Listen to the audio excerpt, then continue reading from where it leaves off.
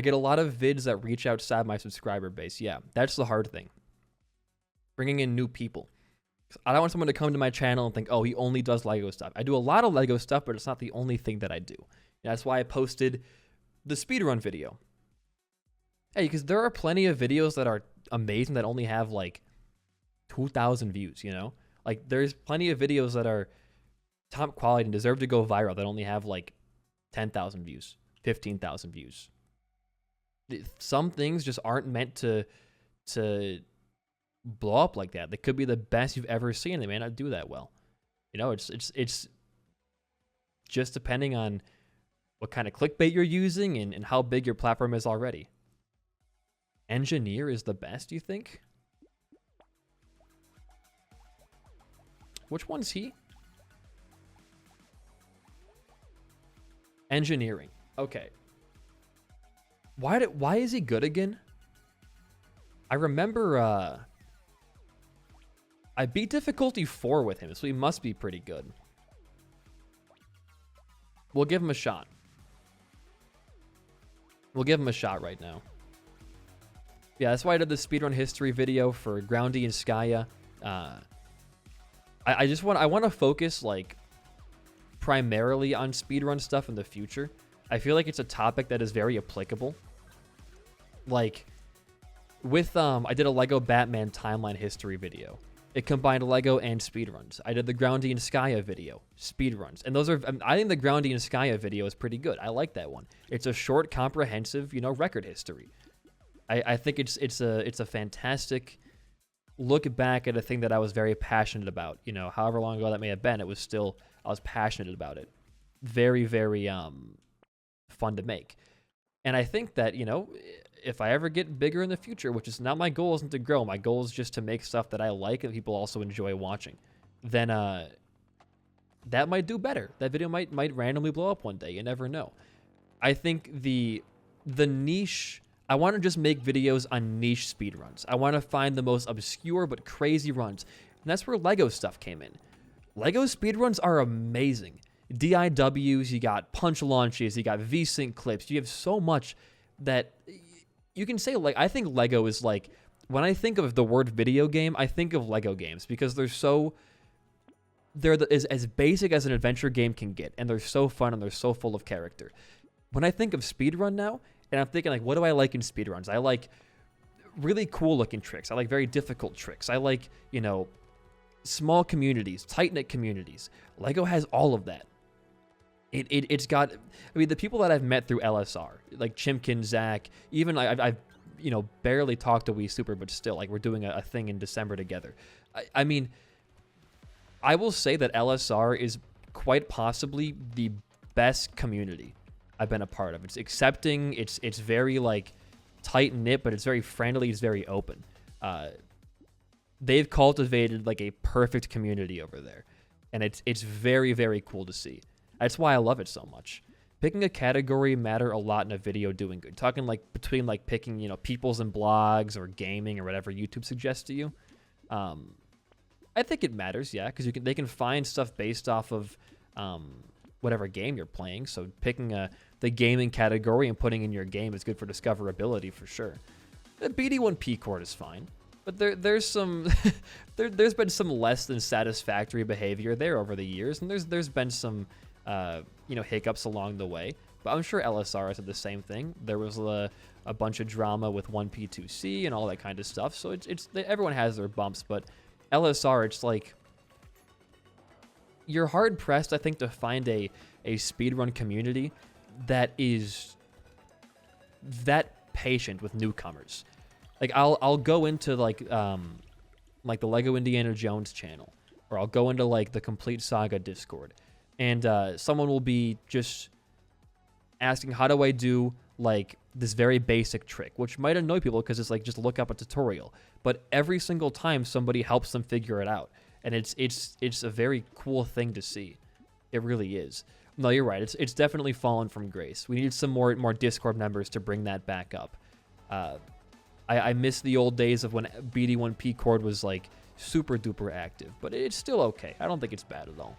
It's a good place to talk about, you know, pretty much anything but BD1P. There's like no discussion about my content in there. And that's why it's very fun. Because it's not just like I can actually talk in there and not be like, besides that one time where the one person was like fangirling really hard over me, I can just talk in there and I'm just treated as like another Discord member and not like the owner or the content creator. It's nice to have a place like that for sure. But no, like LSR, they're very accepting and very like helpful. Even with my videos, like I barely have known any of them for longer than a month, right? But they always make a case, hey, you know, if you have any questions, just DM me about it, or just like, you know, ping me about it. And it helps with making videos because I, you know, can get their perspective on stuff. And it helps a lot. And they're very, very helpful. Like Prince for the Lego Batman World Record History video. He was so, like, even with the Lego Indiana Jones one I'm making, and he barely had any time in that game that was, you know, I guess documentable. Like, gave me literally every single thing I needed. Unlisted run VODs, like, you know, peeks into what was going on at the time in the community. Like, it's just, they're so...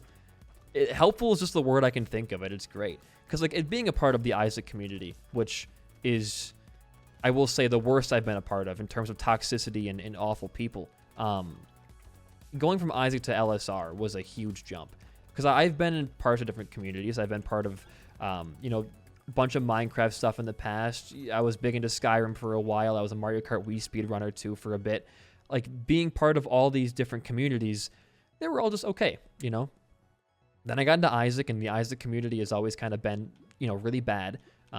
It's getting better, I guess, but it's still not anywhere close to what I would call a good community yet, I don't think. I know it's going to piss a couple of people off, but, I mean, look at the top creators for Isaac. Like, Cheater, I don't gotta say who that is. Albino admitting he uses the N-word all the time in private, like, racist. Then you have the abundance of, like, Rule 34 art. Then you have, like, people like Snedo and Grub who are just straight up, like, groomers and pedos. Like, I mean, these are the people you're looking up to in your community. And, you know, they're all awful. They're all terrible people. I mean, I was part of the Undertale fandom when I was like 14 or like, you know, 13, high school, middle school. And even that surface level was better than Isaac was, man. I mean, it's why I love the game, but it's why I get so burnt out making content for it. Because in terms of Isaac, like, the community, I mean, even just the average community goer for Isaac, to me, it's the elitism, where it's always like, they know better than the person playing. And maybe you do. But people have different play styles in the game. They like, I don't like, you know, always going for Arky as much anymore. I used to love going for Arky. I'm not a big fan of it. And I get like comments that are still like, why don't you use, you know, that card in the secret room to increase your chance of getting an Arky? It's like, I don't want to always go for Arky. Sometimes it's not worth the squeeze. The juice isn't for going for all these crazy builds. When I get a good enough build, I don't have to min-max going for anything better. I mean, it's just my play style. But you get a bunch of, you know, people in the comments or people just talking in Discord like, man, that was a stupid play. You could have done this and this and this. And it's like, it doesn't matter. I still won the run, or I still had fun playing the run. At the end of the day, that's what matters, man. And I've always tried to have fun with the game, but I think the community just makes it really hard to enjoy Isaac on your own. You have to play to the meta. You have to do this and this and this, or you're not having fun. It's a very, like, frustrating mentality. And that, along with the abundance of really awful creators for the game, and not the creators, but like the YouTubers and streamers for the game, it breeds this really awful, just kind of like toilet bowl of community. We finished balloons already. We did all of our stuff, so we're playing some Brotato instead. But like, Isaac has had its moments of being good and fun, and there's been some great. It's bred some great mods. It's made some great content. You have Fiendfolio, you have Revelations, of course. You have like Compliance, all these big names. Isaac has created these great mods, but it doesn't mean the community is good or better off than it used to be. It's just, it's only gotten worse and worse as the game gets more exposure. And I hope Isaac gets exposure, because it's a game that I think everybody should play. I think it has the single most replay value of any video game on the face of the earth. and I will stand by that. Isaac's replay value is parallel to none. It's fantastic. It's well made. The meta game is perfect. It's a great game with all these recent patches coming out for Isaac. I mean, holy shit, dude! It nears perfection every single day. It's still got its flaws, but they're mostly subjective opinions for flaws. Items not being good enough, whatever it may be. But it's very, very good. But the more people it reaches, and they join the community as like a new player, and they see the behavior that gets passed off as like normal, which is like the elitism, just being an asshole, the creators being shitty people. What happens to those new people when they join that community? They either leave or they become that same thing. It's basic psychology at that point, and it's very disheartening as a creator of the game, I think. Exposure is good. No, exposure to a game is great. You want as many people as possible to play your game. You want it to reach as many people as possible constantly. Problem is that's what I wanted to see. With a game like Isaac, the more outreach it has, I think the easier it is for toxicity to brew. And I think the worst thing about it is, if you badmouth the Isaac community to somebody who is part of the community, like, they get really pissed. And I would say they're rightfully pissed, but I don't think they're rightfully pissed off, because, like, obviously if you're a good member of the community, you don't, do a bunch of the BS that a bunch of other people do. You're not constantly berating people for their bad plays or whatever. I'm not talking about you.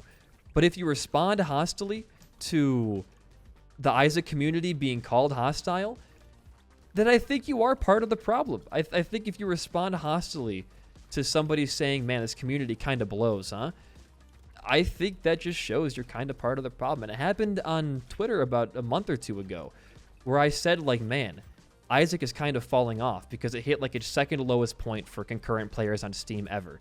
And my tweet was like, I said, even Fiendfolio wasn't able to hold the attention of the community for super long, which is obviously a compliment to Fiendfolio because I think it's a fantastic mod.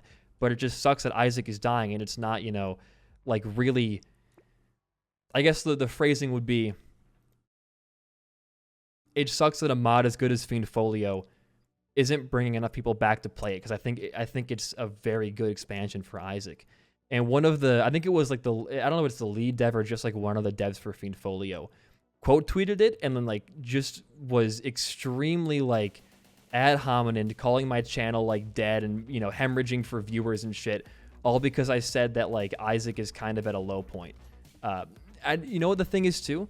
I didn't even say the game was dead. I said the game is dying, which is true. You can look at the Steam graph. The player base is going down. It's still an alive game, but it's slowly losing players because there's nothing more in Isaac. The final update is done. We're going to get a couple of patches here and there for sure, but there's nothing more to look forward to in Isaac. The reason that Afterbirth Plus did so well for so long is that there was always Repentance on the horizon. Repentance does not have its own Repentance on the horizon. It's just over. This is the last major update for Isaac. So it keeps players' interest less and less. It's just a fact. And then to be so like vehemently just berated for just having that opinion / looking at the Steam graph, to be treated like, like, oh, you're just mad because your channel's dying.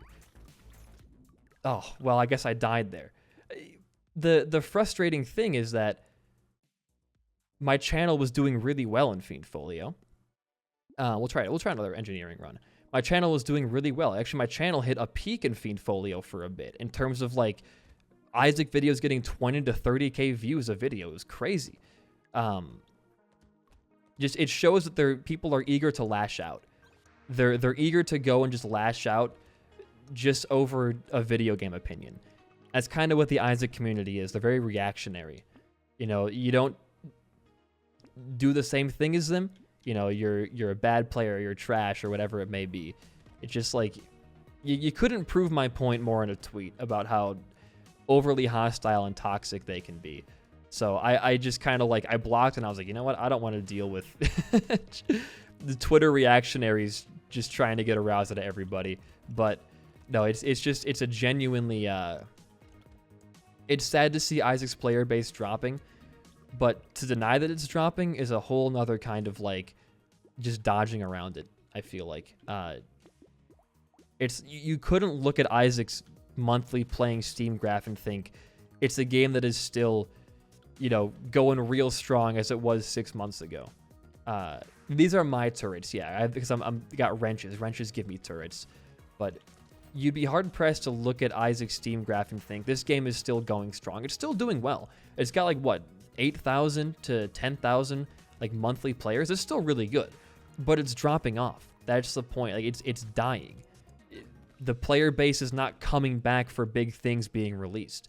When a mod as big as Fiend Folio drops and it doesn't cause an uptick in the Steam graph, it means the average person's interest who has Isaac is just not into the game anymore. That's fine. It's going to happen. The game's what? It's pretty old now, honestly. Dude, we got so many turrets now.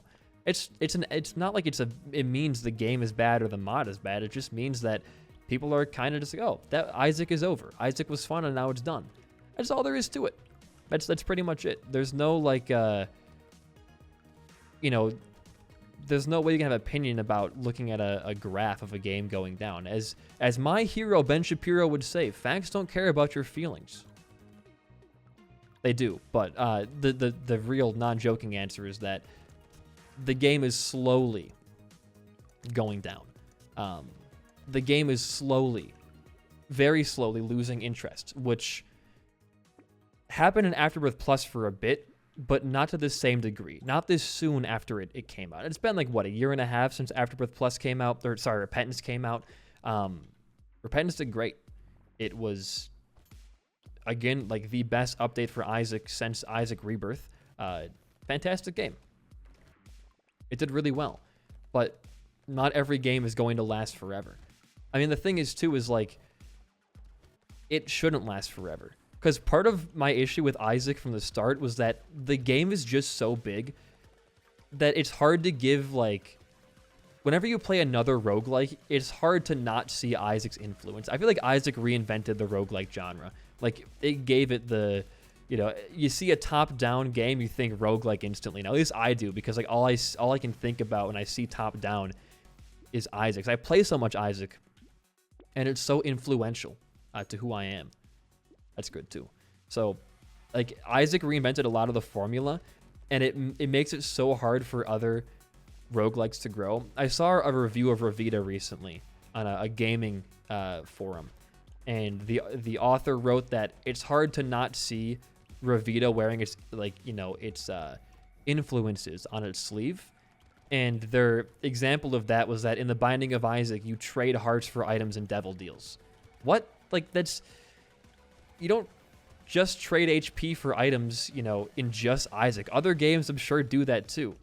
It was just to me, it was an eye-opener to be man, I guess I do kind of view everything as an Isaac-like. There's no longer roguelikes. It's just Isaac-likes now. Because Isaac is so influential in that sphere. And it speaks to the game's quality. It really does. Yo, huge.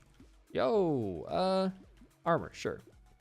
It speaks to the game's quality, about how strangely influential it was, and I'm all for it. I'm all for it.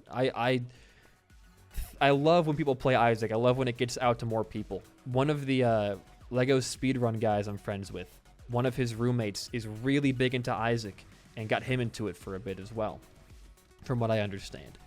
It's a great game. Yeah, there's always been mechanics of you sacrifice HP or you sacrifice your life points to get better things. It's a mechanic I think going back to a bunch of old JRPGs as well. There's where it's a glass cannon thing. You give up your HP in turn for more damage. It's a simple concept. Isaac didn't invent the idea of giving up life points for extra damage or power. That's been around for forever, man. You can't just say Isaac started that. What are you, crazy? I'm sure there's potions in Zelda games and that have done that same thing. I want to use as tier 2 wrenches. Okay. I will try to keep that in mind as I re-roll for more weapons I can take to get rid of my tier 2 wrenches. Thank you. Good tip. Good tip. But I don't know. you have to be naive to think that Isaac invented that mechanic. Sure, Isaac might have popularized like giving up straight up health containers for it, but I mean, I'm not gonna look at a game like let's take Breath of the Wild. I'm not gonna look at a game and be like Breath of the Wild, whereas its influences on its sleeve, because in this game you're in open world and you also have a sword, which is just like Skyrim. That's the same kind of comparison there. It's crazy. Even D&D has that. I play very little D&D. I still play a bit of it, but very little. I don't play D&D and go, man, giving up my health for power? Duh, it's just like Isaac. You know, I don't. It's just ridiculous. I think Revita is very close to Isaac in terms of how it progresses and how it works, but I think saying it's wearing its influences on its sleeve and its derivative is stupid, because it's not derivative. It makes use of that mechanic as the main way of getting items, not just like a side way of getting them. It's the main way you get items in that game. That's pretty good. That's pretty good. Another wrench. Sure, we can combine and take that wrench. Metal is pretty good, and then we'll keep going here. Are the tier 2 wrench turrets just like not very good? The incendiary ones? Oh, yeah, because it gives you a laser. Is that a medical or a laser turret? That's medical, I think, actually. But yeah, I don't know. Like, that review was kind of upsetting because I was like, Revita is a game that I like a lot, but it's hard to play for content just because it's hard to play multiple different roguelikes for content, because they all make me feel the same.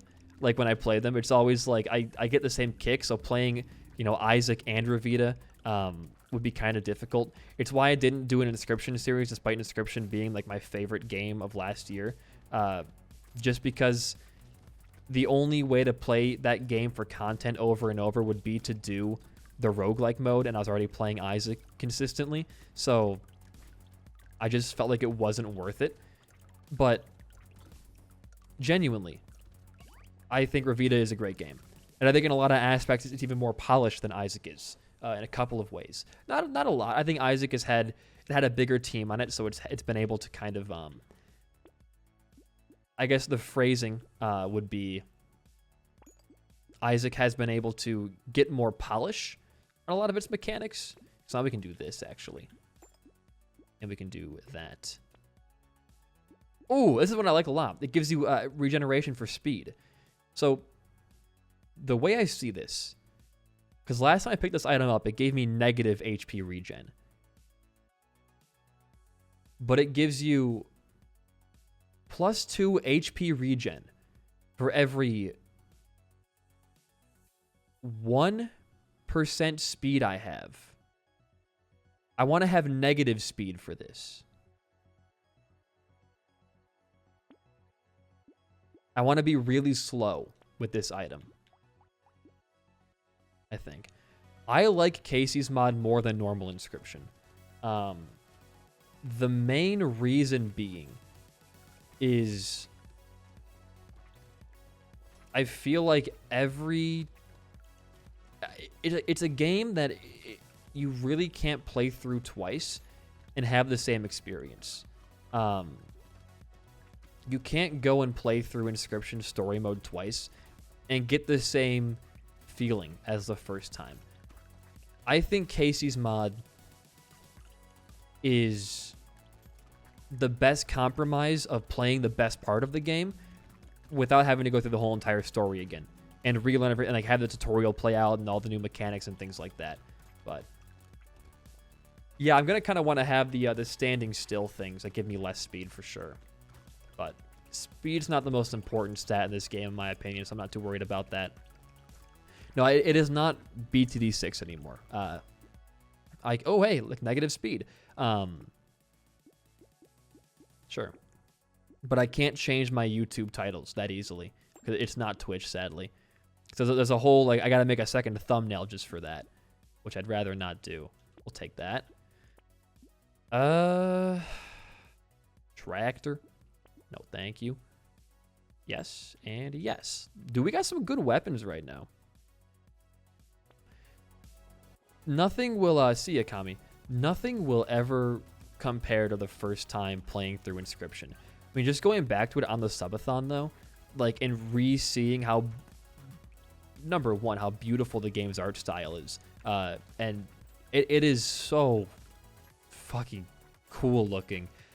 I could talk about Inscription and how brilliant it is for hours. Like, it genuinely is. I say it's in my top 5 favorite games of all time. It might be top 3. Like, the more that I think about that game, the more I go back to play it occasionally, just the more fun I have with it. Mechanically, it's brilliant and very simple. Again, visually, it's like the most interesting game I've ever played. Like, I know it's not super, you know, oh, it's like super psychedelic or crazy. No, it's a normal art style, but it's done so well. The slight, like, RGB offset on, like, the 3D models, I mean, it's probably top 3. It's probably like Isaac, Lego Indiana Jones 1, and Inscription. It's just genuinely that good. I don't want wings. Don't get excited for wings. You don't want wings. You want that, though. Champ. Okay.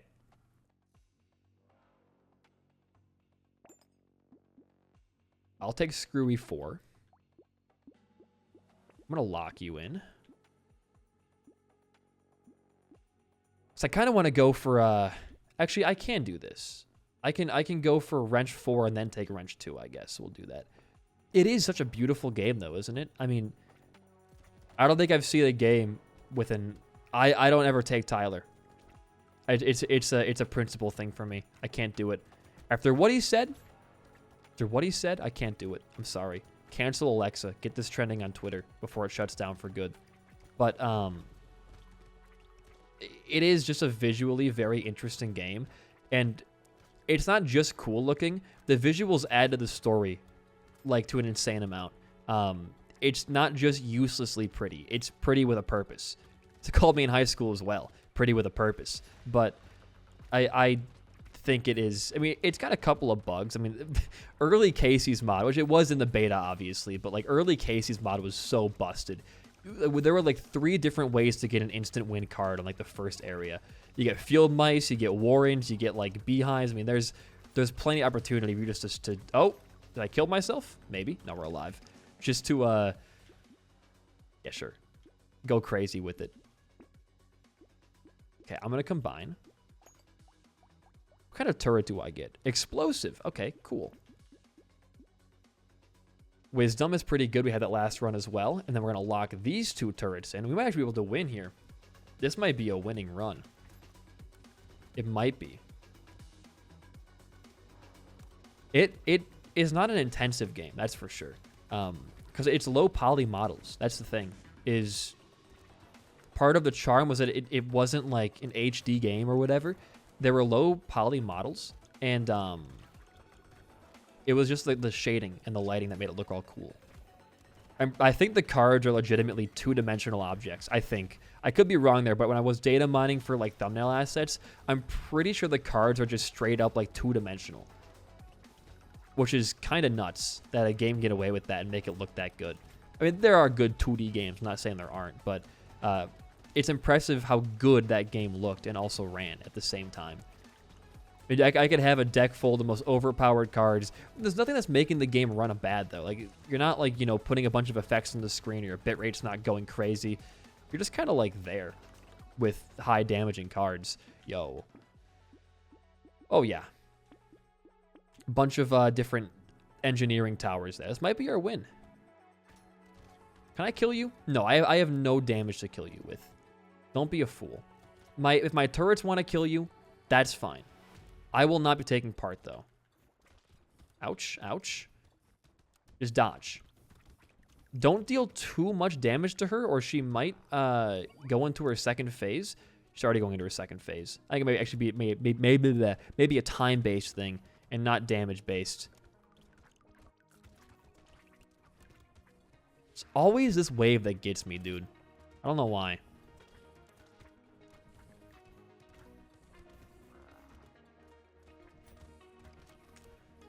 Yep, here we go. Where do I go? Where do I go? Tell me. Tell me.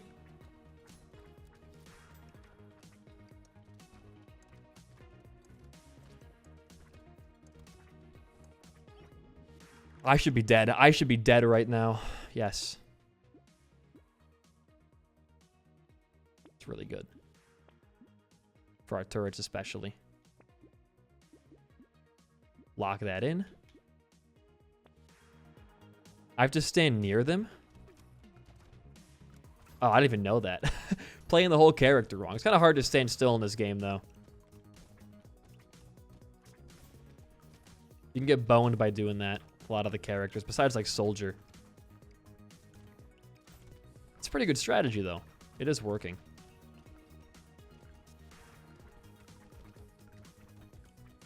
Where would I be without the YouTube chat? Okay, this is not a good idea anymore. I'm getting swarmed and I'm dying. Medical turret, heal me! There's too many bullets, dude!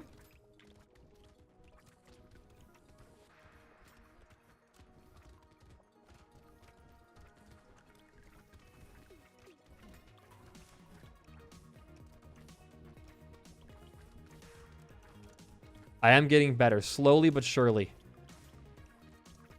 XP, please. Another vigilante ring? What are the odds? Oh my god, 12 dodge. Dude, look at our items right now. Oh!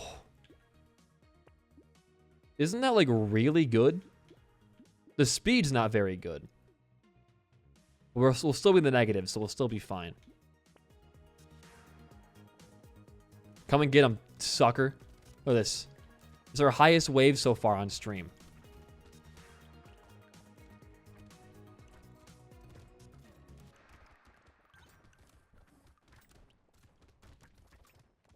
That's a big W, yeah. Remember that item? I think that item actually carried me to my first difficulty 4 victory, if I do recall. If I can get the statue item right now and just sit in the middle of my turrets, I might be a little bit busted. These are laser turrets. This is my medical guy. So we have Vigilante Ring. We have the item that gives us more damage as time passes. Like, we've got a lot going for us on this run.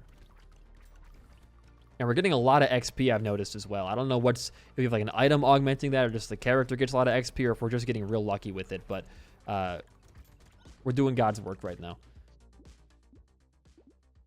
I'll roll. More dodge, dude, sure. Exoskeleton, huge. All right. I will trust your assessment there, Sam. Less speed. Got the freaking mammoth, baby. Alexa is playing Brotato right now, by the way, chat. It's not a good elite to have for the turret build.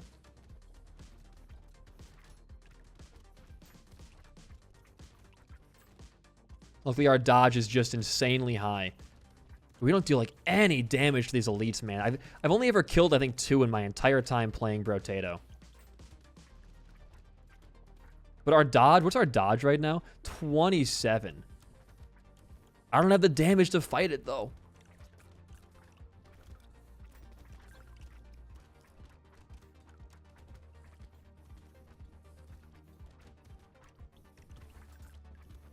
I don't have the dammy.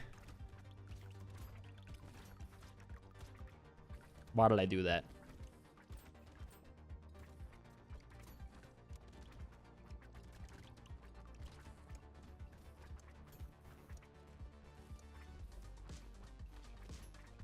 We lived.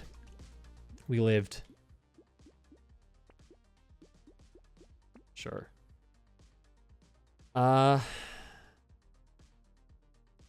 Extra regen would be pretty nice. Alloy is pretty... I want to keep my dodge high. I'm sorry, Alloy. Lock that in for next wave, and here we go. Then we'll have all tier 3 and 4 weapons. I like never have any damage in my... I don't know what happened. My damage is always shit. I can't kill elites for some reason, ever. This is very much a run-around kind of wave, isn't it?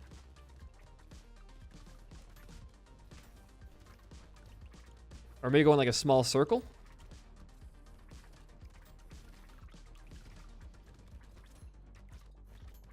Nope, not the answer. I'm taking a lot of damage right now. All right, and I think I'm dead. Medical turret. My beloved.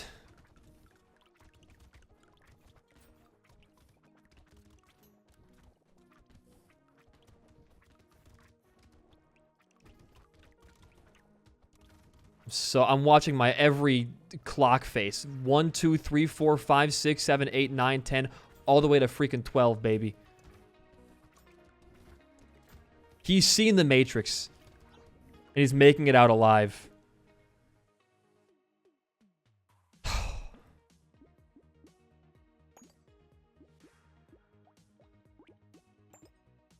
Welcome to the party, Wrench 2. Yo. We like negative speed. We're coming back for you, big arms.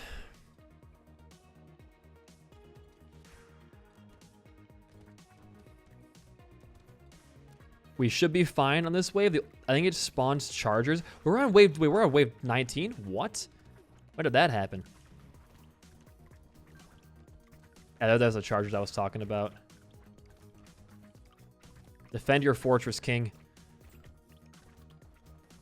Nothing stops this train.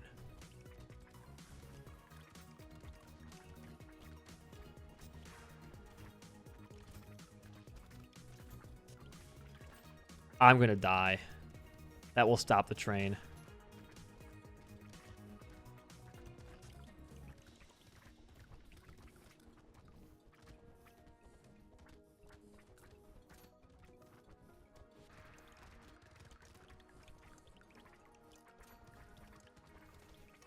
Oh my god, we lived. Okay.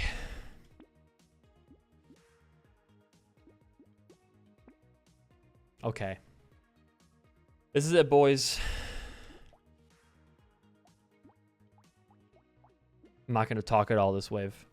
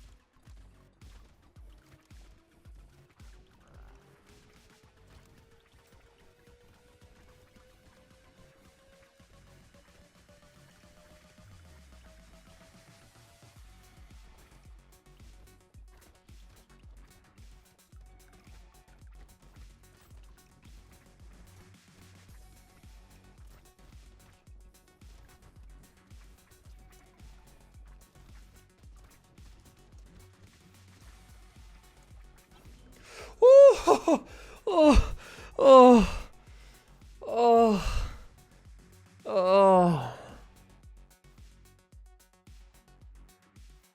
I thought I was dead in the last like 10 seconds. I saw my health hit like 0 or like 1 or 2 or some shit. Oh, my mic. Oh, no. Don't be blurry. Like my entire just like my heart sank. I think it's going to be another one of those difficulty 4 losing on the last second moments. I'm done with difficulty 5 forever. We're never playing difficulty 5 ever again. We're going back difficulty like 3, and that's as high as we're going for a while. But if you're watching on the YouTube side of the video thing, thanks for watching. We're going back to difficulty 3 next video. I am so I can't even say what I feel.